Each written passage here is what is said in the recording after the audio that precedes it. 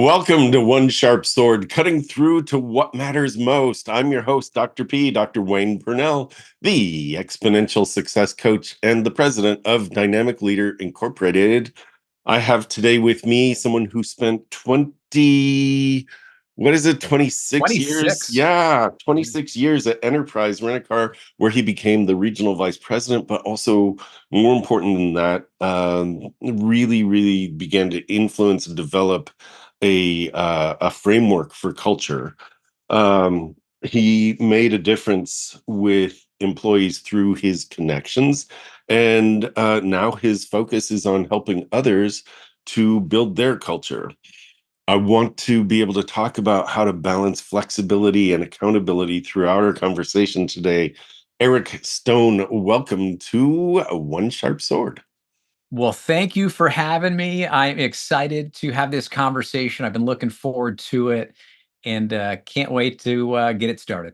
Well, it started. Here we are. You didn't wake up one day and go, you know what? I'm going to affect corporate culture. That's my route, right? It's like or you didn't wake up one day and go, you know what?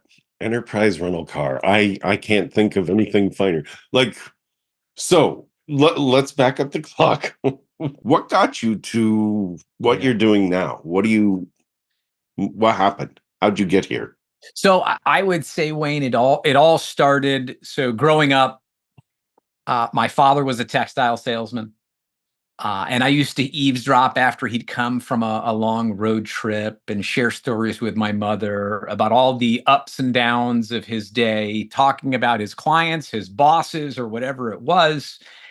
And slowly got addicted to this business thing. My mother was a teacher, and she was always about coaching and developing and the care factor, really that heart-centered, kind of human-centric leadership. And I took the love of my father's business and the coaching and development of my mother and continued to start my own little odd jobs businesses growing up. Just like any little entrepreneur, tried my best to do a variety of different things and made a decision to stay and go to college for business, which made sense. It's what I loved. I didn't know specifically what business, but I really enjoyed leadership specifically.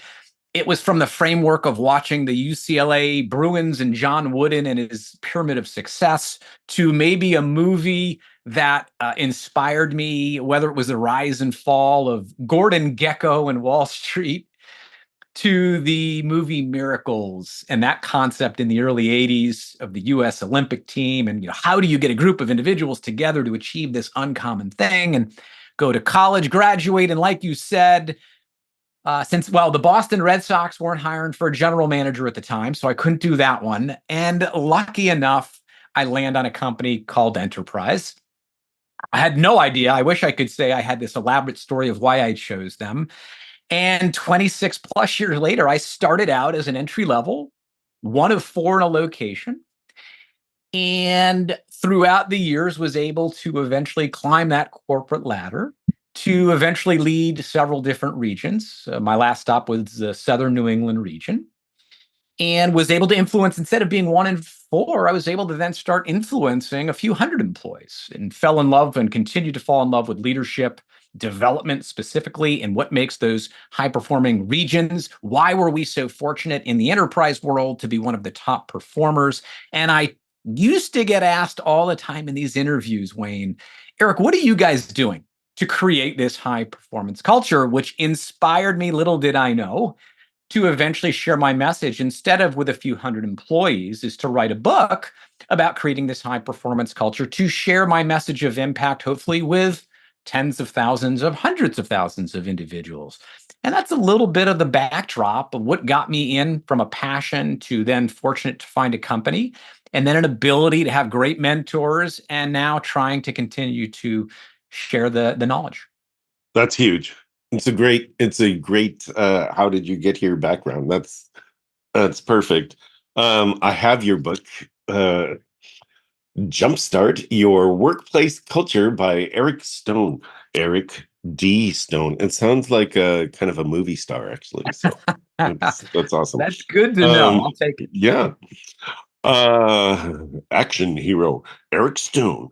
Um My questions, I have a lot of questions around high performance culture. I think it's amazing when you are in a company and you work yourself through the different rungs. You said you started at entry level, and over the course of 2.5 decades plus, you worked your way to regional vice president, which is pretty darn good.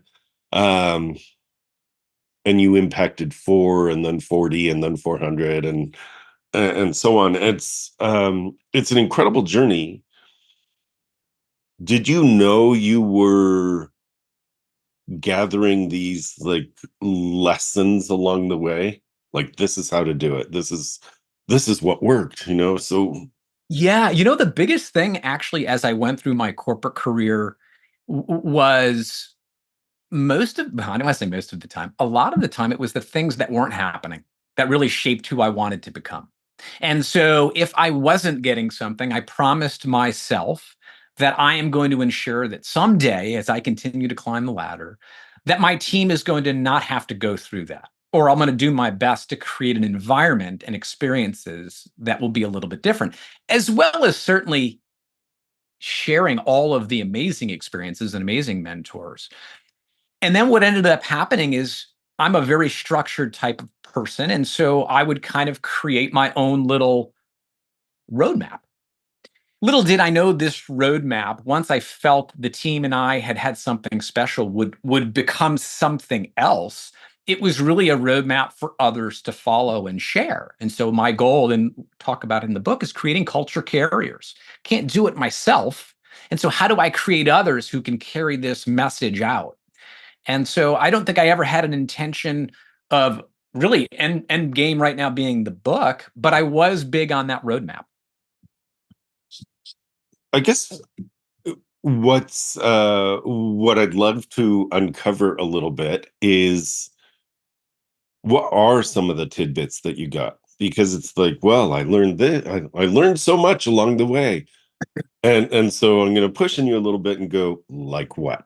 Yeah. What were some of the key things? And as you create culture carriers, those are, culture begins from the top, and it requires others to have that buy-in so that they're embodying it. That's the culture carrier. What are the tidbits of the leadership that you took and gained? And you talk about things that weren't happening, and you want to Yeah. make sure it was easy. I mean, one of the things for leadership is to create less friction. That's one of the things. Like, leaders' job is to make it easy for their team members to do what they need to do. What are some of the other tidbits that you Yeah. had along the way? Well, I think the things like you mentioned, it's a great question. Like, what specifically was it? Well, there were a couple of things along the road that I knew would be extremely helpful. For example, time management. You look at it, and I always noticed we'd hire some really talented people, and they all wanted to do really well. The problem is they never felt they had the right amount of time to be able to be successful in leadership. And so one of the takeaways I took from opportunistic time management skills is to develop behaviors that would allow my team to practice what I used to call these 4 Ds of, delegate, defer, do, and I believe the other one is delete. It was, what can we do to help, to your point, avoid the noise, avoid the distraction. I used to call it the distraction catcher. And what we would do is help people get organized within their confines of the walls that they run.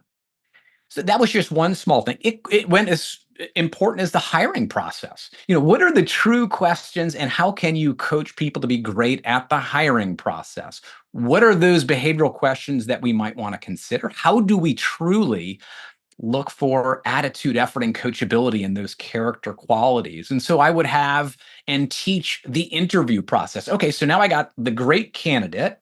I'm teaching them some of the time management techniques and tactics. Then you go into the 5 things that are going to help people become successful within a month, and backfill a calendar that allows me to take my key priorities and get everyone within an organization to be able to do those things. Then it's learning, well, it's great we have one training, but how do we keep these behaviors really intertwined throughout our journey? And so it can't just stop once. And so adding some of the training that I felt might have been missing that I could have been using. It might have been something in the sales aspect of certain personality styles that I needed my team to understand that I wasn't potentially getting. Putting that into the framework of the training. From the training, you take it and put it in the framework of the review process. From the review process, you have this ability to communicate through an amplification process. So everybody in your organization, from new hire to the person who's about to retire, gets it. And so there were a lot of just these behavioral things that I wanted to instill that either I had and I was okay at, or I knew that might have been missing. Those are just a few small things that were probably very relative to the workplace right now. So here's what's amazing to me, Eric, is I've been doing organization development in one form or another, leadership development in one form or another for the past 40 years. And what's amazing to me is that you just sort of took for granted, it sounds like, the idea that training was going to happen, right? Here's this thing, here's this outcome. They need to be trained to get this outcome. We're going to put it on the calendar and then we're going to review it. Yeah.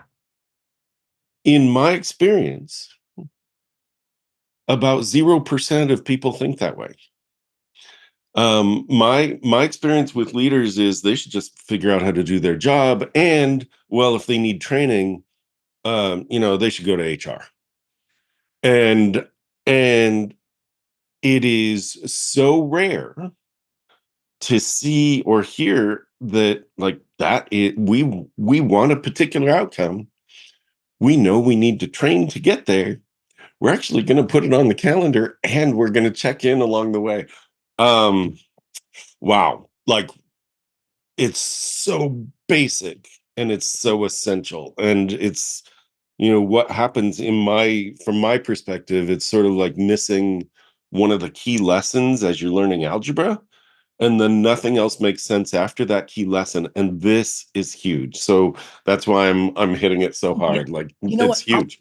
I'll tell you when the other thing, again, it's the simplification of. So not only did we want to, if we saw an opportunity on time management, but the other thing that is a lost art is an effective meeting. And how many organizations actually teach their team how to have an effective meeting? I think the stat is 25% of leadership has been taught on how to have an effective meeting. And so if you're trying to change this organizational culture, transform something, and you don't have the right training information, but you are now struggling to allow your team to have settings along the path, it becomes really, really difficult. It just falls. So these initiatives have to be tucked away in meetings where I'm teaching you how to run it so the stuff gets held and locked. You're holding hands, you're in sync. So the initiative, I teach the meeting gets delivered to the team's beliefs, maybe they change a little bit for the better. Beliefs lead to behaviors, great behaviors lead to really good outcomes usually. And it was the catalyst to the execution was this special training culture or culture in general. You know you are bigger than the life you are leading. It really is time to attend to that thing you've wanted to do or have, but you've been putting off. It's time to step into that dream you've parked for someday. It's time to claim true well-being, both personally and professionally, without giving up the success that got you here. It's time to check out Dr. Pernell's signature small group retreat, the Exponential Success Summit. Explore exponentialsuccesssummit.com. Seats are extremely limited as this is a very special small group event. www.exponentialsuccesssummit.com. How do you help leaders define what a culture is? Because it's one of the most interesting things. If you go to any leader and you go, Is your vision defined, and do you understand what your culture is? Most leaders will go, "Yeah, of course I do." And then when you ask them to actually define what the vision is, where they're headed, what matters to them, and how their employees would talk about the vision and or the culture, there's a gap and a big pause. So how do you help leaders? Because for me, that's one of the key things. I'm actually working on a big program due to come out later at the end of this year, called Building a Culture of Caring, which is one of the reasons I wanted you here, because your thoughts on this are so in sync and so needed right now that I really wanted people to hear, like, this is what matters in any organization. And by the way, it matters even if your organization is your family. It's sort of like these are these are things that are transferable anywhere. And so defining your values, I think, defining what the culture is, that's the starting place. How do you approach that? Yeah. Well, I usually there's a few things when I will work with an organization. Step one, or what are the 3 to 5 key priorities? And it's very funny how those are quite different with the more you talk about. The definition really for me is when you have them take, or when you ask them and say, what is your gap between the values and the behaviors in action? Really, it's about values in action, but what is Yes. that gap? And how do you presently make sure that through the lifeline of an employee that they're aware? What happens is everybody has the values listed. They just don't always live them. And they also don't know the 3 behaviors under each value that truly show how to behave. And I'll give you a quick story that'll maybe even go into this question as well. I was working with an organization who is struggling with customer service. So they just hit this flatlining piece. And so one of the values was, of course, customer service is everything. It's the most important thing we have, but it wasn't shaping into the field. So their brick and mortar stores, it just wasn't resonating. And so as we looked for what are the behaviors that might be missing within the training program, what are the skills and knowledge gap that are not presently existing, there was this opportunity on experience as we drilled down. We found a story called Johnny the Bagger. It's in the book, Wayne, that you'll have a chance to witness. But it was a story about this young man named Johnny the Bagger who was in a crowd of his teammates. And a consultant came in and gave this inspiring speech and said, each and every one of you can make a difference by creating a special experience, a memorable moment, putting your personal signature on every interaction.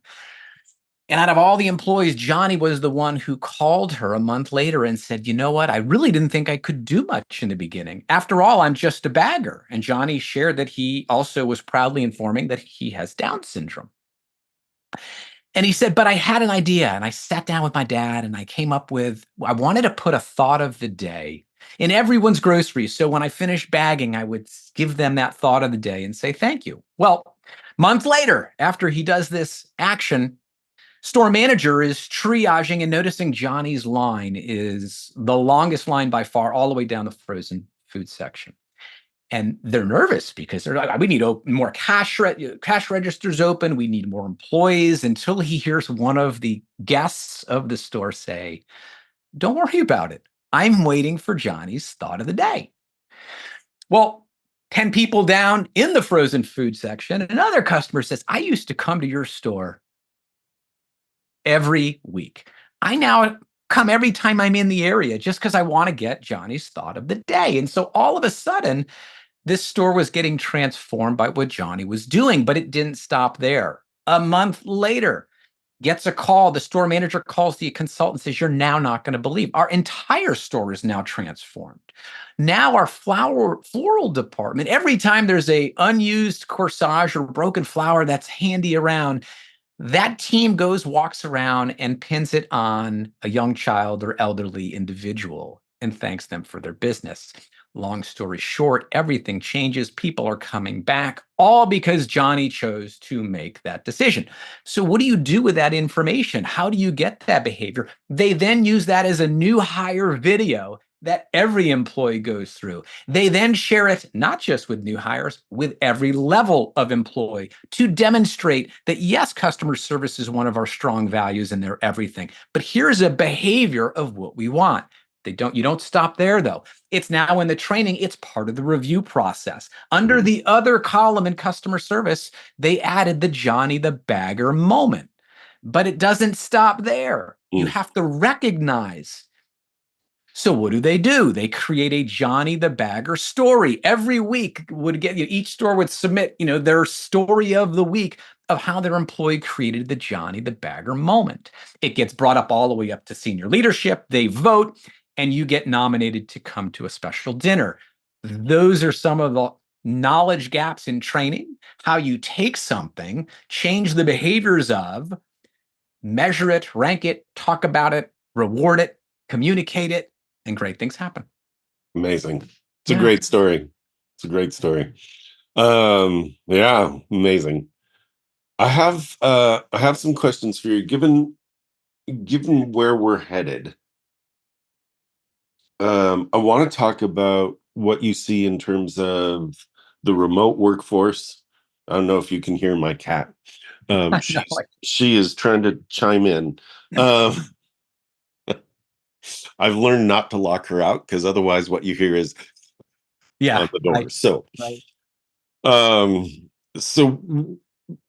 a couple of things. One, how do you define workplace culture? Like, how would you define it? And then two, so this is a two-part question. Given where we're headed and where we've been, I mean, the pandemic taught us a lot. Now, as we're coming back into creating a new normal, whatever that is, we're struggling. We, in the business world, there are struggles for the hybrid workplace and leaders of the hybrid workplace. So can you talk about how would you define a workplace culture? And as we head to hybrid, what are some of the challenges?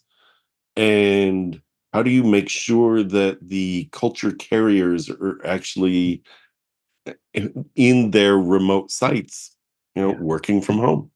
So I'm going to give you the shortest definition ever: values in action. At the end of the day, that's my definition of culture. It's very simplified. Now, as corporations, organizations have to make unique decisions now with this flexibility debate. There's a few issues going on, or opportunities. You have 5 generations within the workplace. You have Gen Z, you have millennials, you have Gen X, the boomers, and the silent generation, with all of their own values and what's important to them and how they want to get to places. And then you have this, as you were mentioning, this flexibility debate of what do we do with in-person, remote, and hybrid.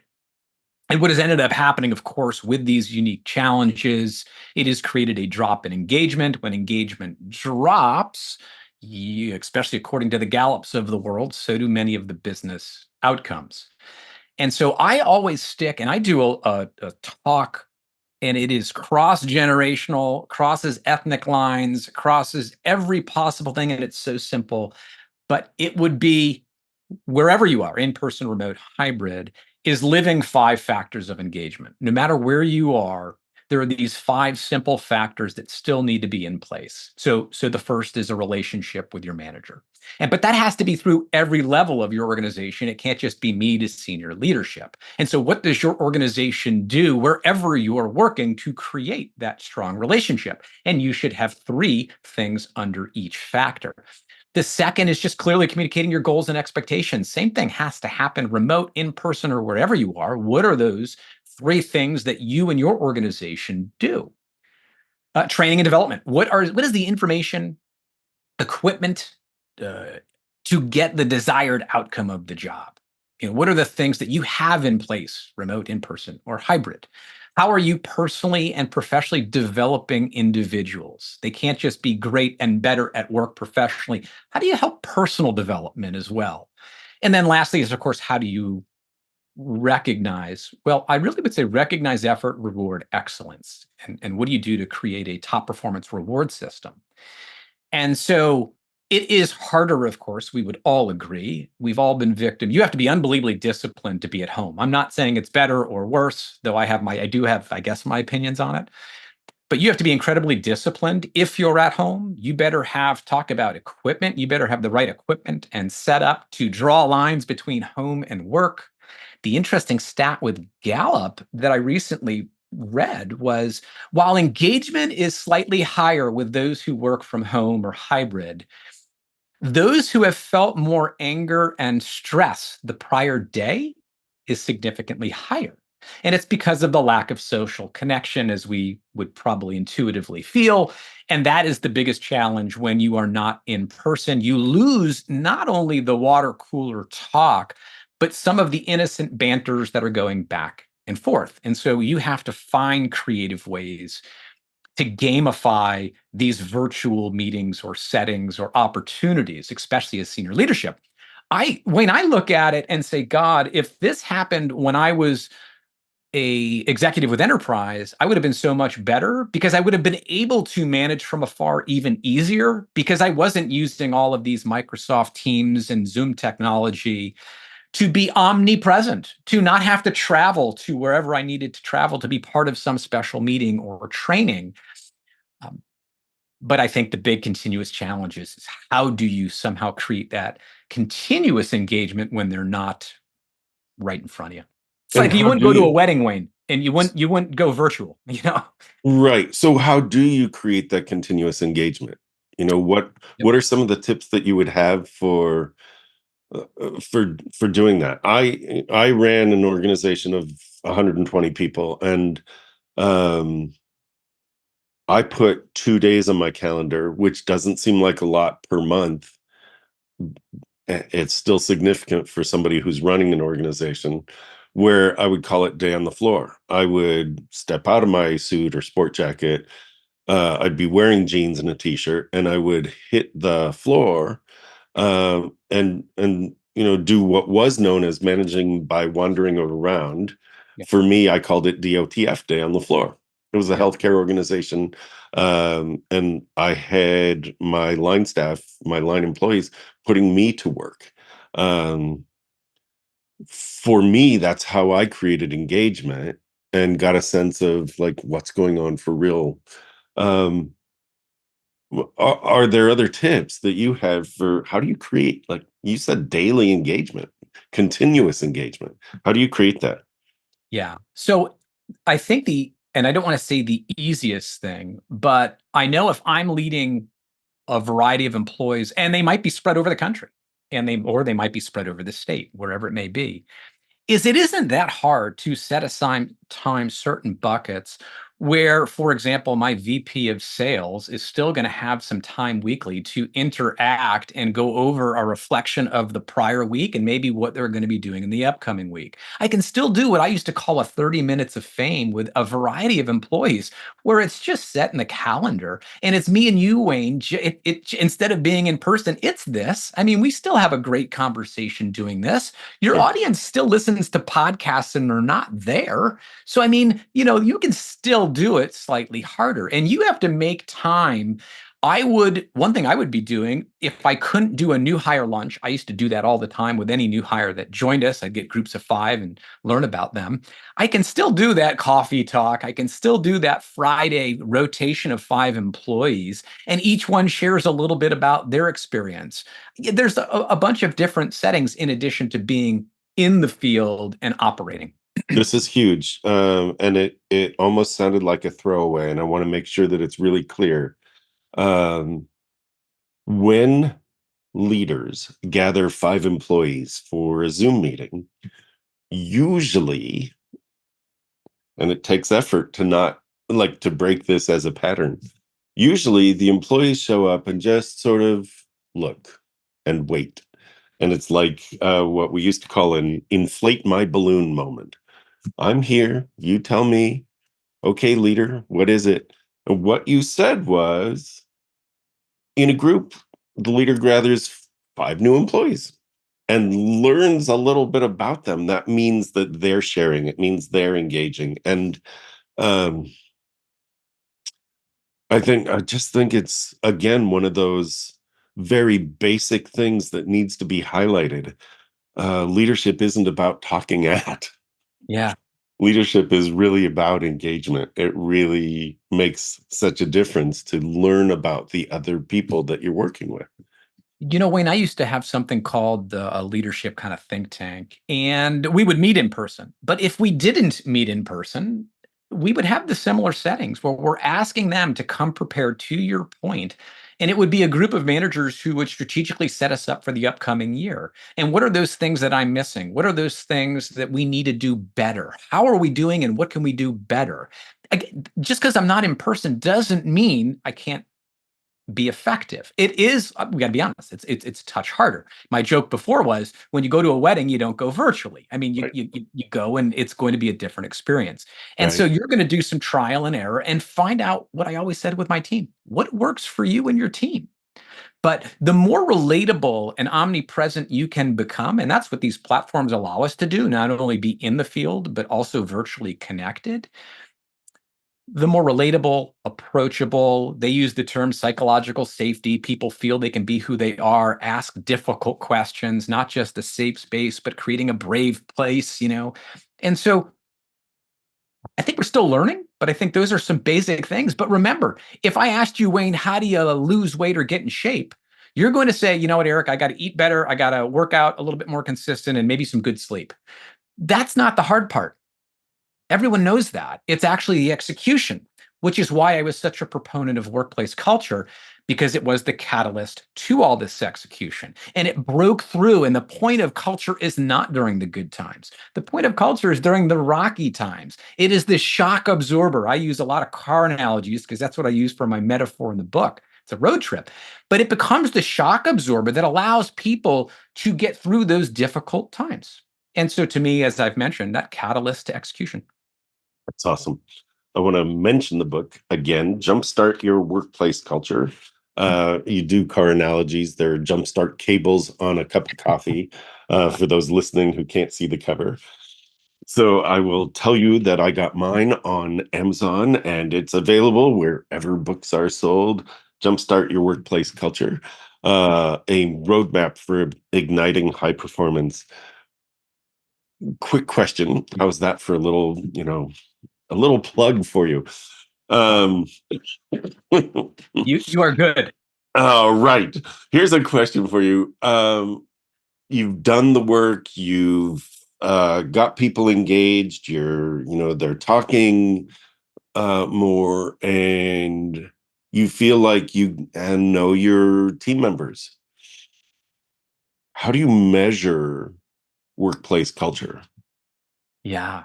The $1 million question. I would say the easiest thing that I know a lot of, well, let me take one step back. One of the other things I really wanted to put through this book is when I was doing either my own experiences or interviewing people as I was writing it, I would always ask these C-suite individuals, how do you measure culture? And then you'd hear crickets.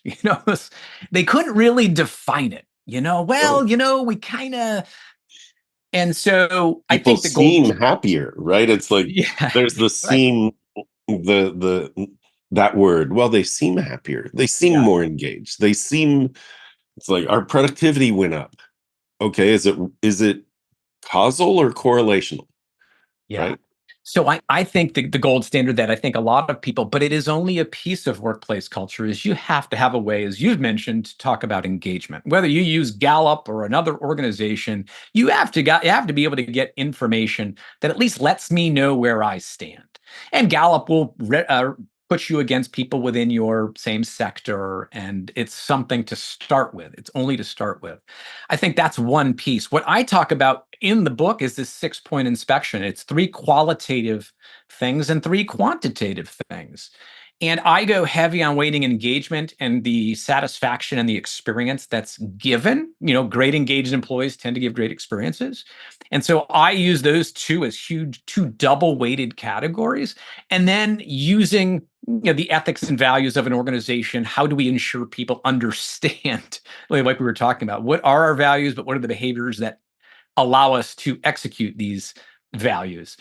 And then there's the quantitative is, well, I do have to take my sales figures, and I do have to take my retention numbers, and I might have to take, depending on what you're working on, my growth, whatever that might be. And you put these things together, and I created a little bit of a scale. So I use these 3 qualitative and 3 quantitative things. It is a way to at least create a baseline of where organizations do. At the very least, start with engagement and then build into some things that you're comfortable, but at the very least, you should be doing that. Perfect. It's really great. Engagement, experience, the ethics and values, how they play out, and then the quantitative pieces of sales, retention, and growth. Love it.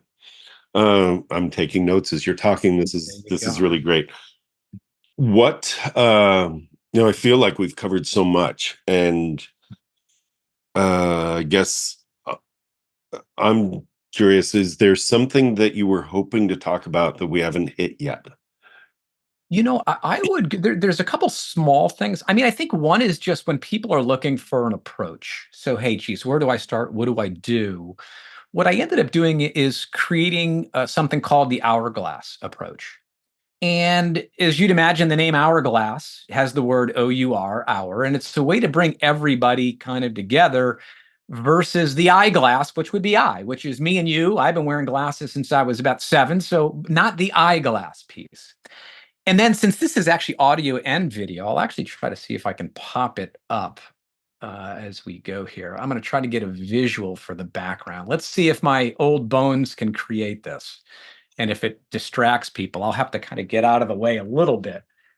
And if you look at this hourglass, you'll see the top part of the hourglass is really the pulling. It's called the discovery, but the basic thing is you have to talk to your employees, clients, customers, shareholders, board members, and you're pulling information from them to get good data, to get a good place to start. And as you orchestrate, which is the next part as the hourglass comes out, you're now taking all this information and really trying to formulate and roll out what were our key priorities. That's where the sand goes through. The clarity of your plan has to be right where the sand goes through. Now, as the hourglass goes out, you're going to see a big thing that says training. And really, that is the reinforcement section that we talked a little bit about earlier, is how do I get it to every level of my employee from new hire to the person about to retire? How do I include it, as we talked about, in reviews and checkpoints? And then the assessment is where the sand lays at the bottom, where at some point you've got to come up with a method that measures the health of your organization. Now, you'll notice 2 big pillars on each side. And one is mission, vision, and values, which are your guiding principles. And to the other side are policies and procedures that are made up in order to execute the plan. And those are going to help you make your decision-making process. And if you can use something as simple as the hourglass approach as you're dissecting your organization and trying to transform it or take it to another level, it's a good place to start. Now, right when you think you have it, new technology comes in, the pandemic happens to hit, and you take the hourglass and you kind of turn it over and find out where I have to start from. But it usually comes from always having a setting to talk to employees, customers, clients, stakeholders, board members, or whoever that is. So that is one simple approach that might be helpful to those in the audience who want to at least say, hey, is there a kind of a methodology to the madness here? The other is where I think people go wrong is communication. I mean, it was the second factor, but you have to understand in your organization when I'm going to amplify the message, it's the ABCs.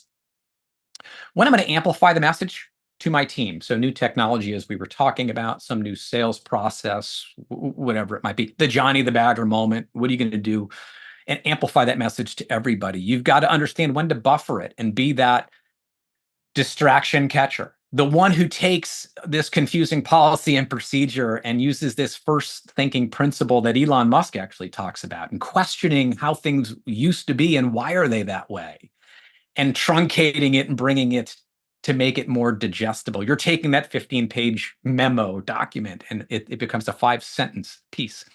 And they're brilliant at doing those things, avoiding the misleading and confusing. And then the C is conveying. They are experts at just passing on the information as it needs to go. Your ESPN did you knows, those facts that are, something's coming up. It's a friendly reminder of. When you do the B and C, Wayne, your amplify gets squared. Now everything resonates. I avoid the quote unquote, we've heard it all the time, it's the flavor of the week. They're always bringing in new. And, by doing the ABC process, and as you do that and communicate, I think it would be helpful. Those are just two side ones, but Great. would be helpful. No, I appreciate your frameworks so much. They are part of the B and C. That's, what you've done is you've condensed it, you've made it simple, and you're able to convey it in a way that makes so much sense with the frameworks. Just incredible. I worked with a company that was going through a major transition, had 2,000 employees that were going to be displaced, which is all fancy words for we don't know where they're going. Right. So that company that I work for didn't really have a great communication plan. They'll figure it out. HR will tell them. Yeah. Really? Like, really? And so the message, like, part of my role was we need to define the message. Who's the messenger? What's the medium for the message? How is it going to be conveyed? Is it in a meeting? Is it in a memo? Is it in a, all hands telephone recording? Is it a Zoom thing? Um, and then something that most people don't think about is how often, because you've got to convey it more than, well, we told them that we made the grand announcement. It's got to be repeated.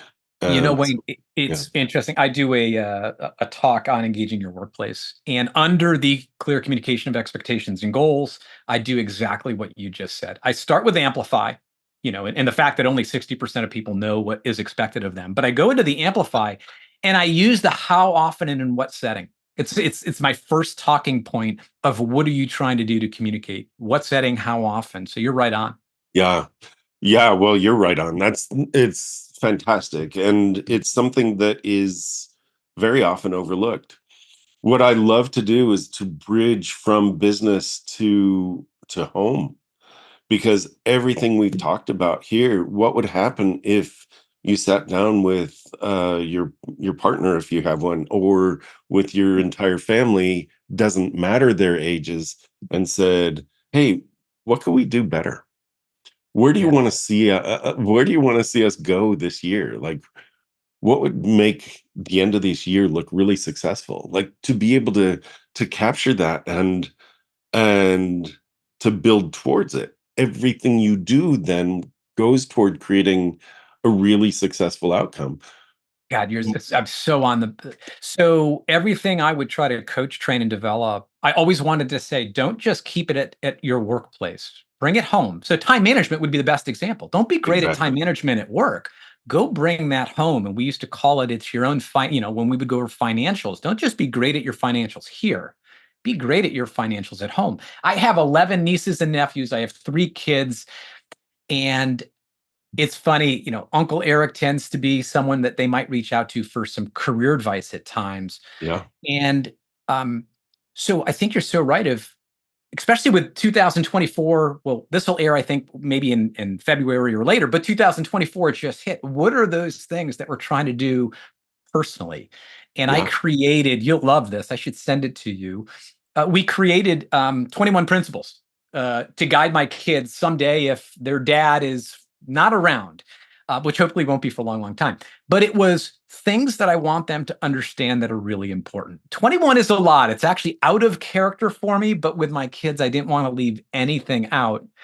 And so for me, I'm starting to build these family things, the 21 personal things that will guide you. What Can is our you mantra? think the top 3 off that list? Do you know them? You know what's annoying? I usually have it. First one, family first. Okay. So and it defines what I mean. So each one, kind of like we talked about having a behavior, what it means. The other was personal brand. So kind of who they are reflects everything, consistency over intensity is one of them. It's not about doing it for 3 weeks. It's about Right. consistently death by 1,000 paper cuts. But I'll actually, what I'll do is I'll try to send it to you. I'd Not love try, that. I'll send it to you. And those are some of the things at home that I try to build in that create a foundation of what does it mean to be what I call a stone. I'll give you another corny thing I did. I just did something called the power of 5. created a little story for my family.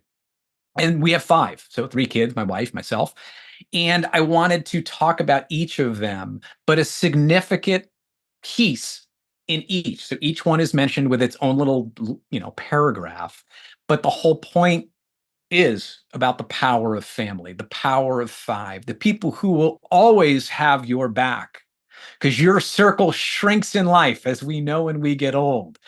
What used to be wide becomes littler and littler. And the people, in my opinion, who truly want your successes and your best interests is that family. No matter what happens, they're there for you if done right.